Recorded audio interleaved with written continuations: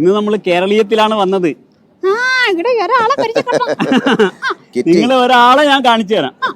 Bharat ഭവന്റെ member secretary എന്ന് വെച്ചാൽ ഈ കലാകാരന്മാരുടെ ഈ പ്രോഗ്രാമുകളെല്ലാം അറിഞ്ഞിരിക്കുന്ന ആളല്ലേ. അപ്പൊ പ്രമോദേ, നമുക്ക് പറയാൻ ഒരുപാട് കാര്യങ്ങളുണ്ട്. അവിടെ ആളുകൾ നോക്കുന്നല്ലേ.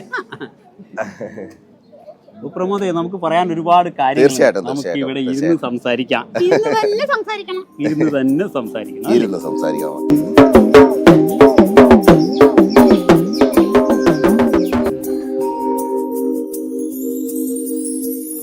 കേരള സർക്കാരിന്റെ സാംസ്കാരിക വിനിമയ കേന്ദ്രമാണ് ഭാരത് ഭവൻ.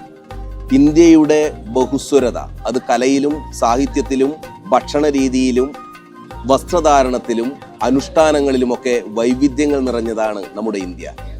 എങ്കിലും ഈ ബഹുസ്വരതകൾക്കിടയിലും നമ്മൾ ഒന്നാണ് എന്ന ഒറ്റ വിശ്വാസത്തോടെ ഇന്ത്യൻ ജനത മുന്നോട്ടു പോകുന്നു. അതാണ് നാനാത്വത്തിൽ ഏകത്വം എന്ന മഹനീയ സങ്കല്പം. ലോകരാഷ്ട്രങ്ങൾക്ക് മുന്നിൽ ഇന്ത്യ തല ഉയർത്തിപ്പിടിച്ചു നിൽക്കുന്നതും അതിനാൽ തന്നെയാണ്. ജനാധിപത്യപരമായിട്ടുള്ള കാര്യങ്ങൾ, ജനങ്ങൾ ഒന്നാണ്, ജനാധിപത്യപരമായിട്ടുള്ള കാര്യങ്ങളാണ് ഏറ്റവും ശ്രേഷ്ഠമായത് എന്ന് വിശ്വസിക്കുന്ന ഒരു ജനത.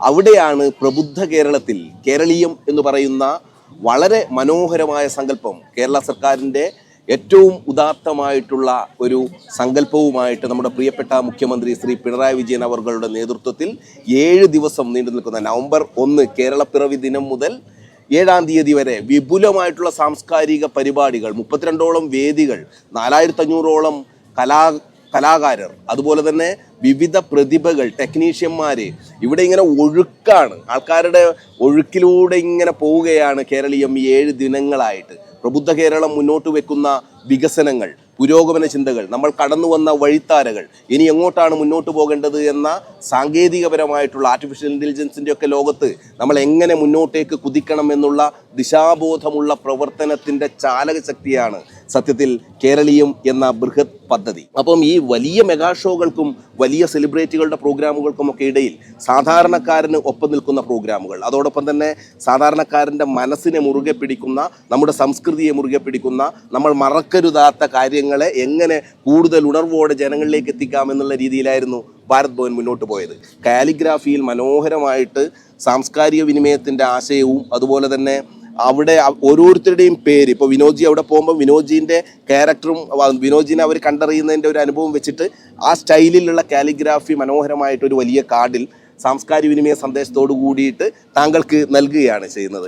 അവിടുന്ന് നമ്മൾ തിരിയുന്ന സമയത്ത് ട്രഡീഷണൽ രീതിയിൽ പ്രകൃതിദത്ത നിറങ്ങൾ ഉപയോഗപ്പെടുത്തിക്കൊണ്ട് സുധീർ മുള്ളൂർക്കര എന്ന് പറയുന്ന വളരെ പ്രതിഭാധനായിട്ടുള്ള കളമെഴുത്ത് കലാകാരൻ മനോഹരമായിട്ട് ഫ്ലോർ പെയിന്റിംഗ് നടത്തുന്നു, സർപ്പക്കളവും നടത്തുന്നു. വിനോദ് നാരായണനെ പോലെ വെന്റിലോക്കിസ്റ്റ് ആയിട്ടുള്ള ആൾക്കാരുടെ സന്ദർശനം, ഇങ്ങനെയൊക്കെയുള്ള കാര്യങ്ങൾ കൊണ്ട് ഭാരത് ഭവൻ അതിൻ്റെ സാംസ്കാരിക വിനിമയത്തിൻ്റെ നിറവറിയിക്കുകയായിരുന്നു. അത് ഭാരത് ഭവൻ നമ്മൾ കേട്ടിട്ടുണ്ട് എന്ന് പറയുന്നതാണ് നമ്മളുടെ ഏറ്റവും വലിയ ഊർജം. കാരണം കേരളത്തിലുടനീളം ഭാരത് ഭവൻ ഗ്രാമങ്ങളിലേക്കും മറ്റിടങ്ങളിലേക്കും സന്ദർശിച്ച് അവിടെ കലാവിരുന്നുകൾ ഒരുക്കി നമ്മുടെ സാംസ്കാരിക ഉണർവുകളെ നിലനിർത്താൻ വേണ്ടി ശ്രമിക്കുന്നുണ്ട്. ബഹുമാനപ്പെട്ട മുൻ സാംസ്കാരിക വകുപ്പ് മന്ത്രി ശ്രീ AK ബാലൻ അദ്ദേഹത്തിൻ്റെ സമയത്താണ് നമ്മൾ ഭാരത് ഭവൻ്റെ പ്രവർത്തനങ്ങളെ കൂടുതൽ ജനകീയമാക്കിയത്. തുടർന്ന് പിണറായി വിജയൻ അവരുടെ നേതൃത്വത്തിൽ വളരെ ജനകീയമായിട്ടുള്ള പ്രവർത്തനങ്ങൾ മുന്നോട്ട് പോകുമ്പോൾ സജി ചെറിയാൻ ഇപ്പോൾ നമ്മുടെ സാംസ്കാരിക വകുപ്പ് മന്ത്രിയായി നിലനിൽക്കുമ്പോൾ ഏറ്റവും ഉണർവോട് കൂടിയിട്ട് ഈ സാംസ്കാരിക ദൗത്യങ്ങളെ കൂടുതൽ കരുത്തോടു കൂടിയിട്ട്